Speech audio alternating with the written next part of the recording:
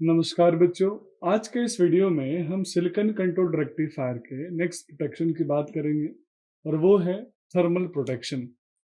Thermal का मतलब आप ऑलरेडी जानते ही हैं। कैसे मुझे अपने डिवाइस के अंदर एक्सेसिव हीट से उसको प्रोटेक्ट करना है, यही कहलाएगा थर्मल प्रोटेक्शन। बच्चों, इससे पहले जितने भी प्रोटेक्शन पढ़े उसमें कहीं भी हमने थर्मल शब्द का यूज इसलिए नहीं किया क्योंकि डायरेक्ट हम उसको प्रोटेक्ट नहीं कर रहे थे हीट के फॉर्म में, लेकिन इनडायरेक्टली वो सारे के सारे प्रोटेक्शन इसलिए जरूरी थे क्योंकि वो इन्वॉल्व है इस थर्मल प्रोटेक्शन के प्रोसेस में।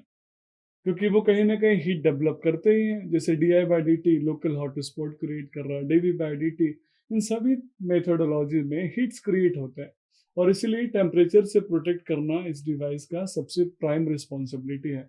तो आइए बच्चों, थर्मल प्रोटेक्शन से पहले हम समझते हैं कि जब हम सिलिकॉन कंट्रोल्ड रेक्टिफायर का बेसिक कंस्ट्रक्शन में आर्किटेक्चर देखते हैं तो जैसा आप सब जानते हैं कि एक 4 लेयर का डिवाइस है, PN, 3 जंक्शन है, J1, J2, J3।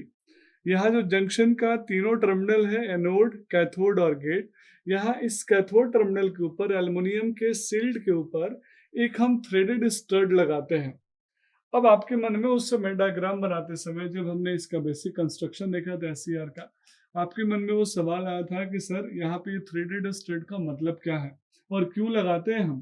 तो थ्रेडेड स्टड हम इसी प्रोटेक्शन के लिए लगाते हैं क्योंकि थर्मल प्रोटेक्शन में हमें इस डिवाइस के ऊपर कुछ ऐसा माउंट करना होता है जो कि जो भी एक्सेसिव हीट उसके अंदर क्रिएट होगा उसको एब्जॉर्ब कर ले।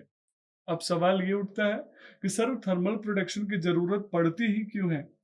तो बच्चों, थर्मल ट्रिगरिंग हमने पढ़ा, जिस थर्मल ट्रिगरिंग में हमने देखा कि कैसे J2 जंक्शंस के पास जो इमोबाइल आयंस है वो इमोबाइल आयंस लीकेज करंट बना रहे, जो स्टार्टिंग में आपने VI कैरेक्टरिस्टिक्स में देखा था लीकेज करंट के फॉर्म में, आपको याद होगा तो वो जो लीकेज करंट वहां पे बन रहा है, उस लीकेज करंट की वजह से इमोबाइल आयन थोड़े से मोबाइल हुए, वो और फिर से लीकेज करंट डेवलप किए। तो धीरे धीरे एक ऐसा सिचुएशन क्रिएट हुआ कि डिवाइस के टर्न ऑन से पहले, मीन्स जो लैचिंग करंट चाहिए उस लैचिंग करंट से पहले मेरे J2 जंक्शन के पास इतने ज्यादा हॉट स्पॉट्स क्रिएट हो गए, हीट क्रिएट हो गए, जिससे वो डैमेज हो सकता है।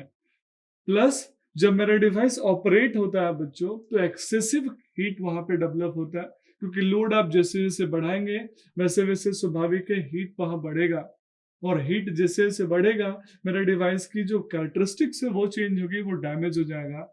तो इन सभी प्रॉब्लम को देखते हुए मुझे एक ऐसे सिस्टम की जरूरत है जो कि एक्सेसिव थर्मल को एब्जॉर्ब कर ले, एक्सेसिव हीट को एब्जॉर्ब कर ले, और यहीं से हमें जरूरत पड़ी थर्मल प्रोटेक्शन की। तो बच्चों, यहाँ पे आप देख पा रहे हैं ये SCR है, SCR का ये एनोड टर्मिनल यहाँ पे कनेक्टेड होगा, ये कैथोड टर्मिनल है और ये इसका गेट टर्मिनल है। बच्चों, जस्ट इस SCR के ऊपर हमने एक डिवाइस लगाया है, माउंट किया है। मीन्स SCR का अगर सिंबल देखे तो ये SCR का आर्किटेक्चर है, और जस्ट इसके ऊपर जो स्टड था उस स्टड के ऊपर एक मैंने डिवाइस माउंट किया है, HS, जिस HS को बोलते हैं हीट सिंक। याद रखिएगा बच्चों, हीट सिंक। हो सकता है आप हीट सिंक के बारे में पहले से सुने हो। सिंक जो कि एब्जॉर्व करता है चीजों को उसको सिंक बोलते हैं, जो देता है उसको सोर्स बोलते हैं। जैसे आपके फादर आपके लिए सोर्स है क्योंकि वो आपको पैसा, सुरक्षा, हर चीज दे रहे हैं, लेकिन आप उनके लिए सिंक है क्योंकि आप हर चीज उनसे ले रहे हैं। तो सेम यहाँ पे बच्चों हीट सिंक जो कि हीट को एब्जॉर्व करेगा।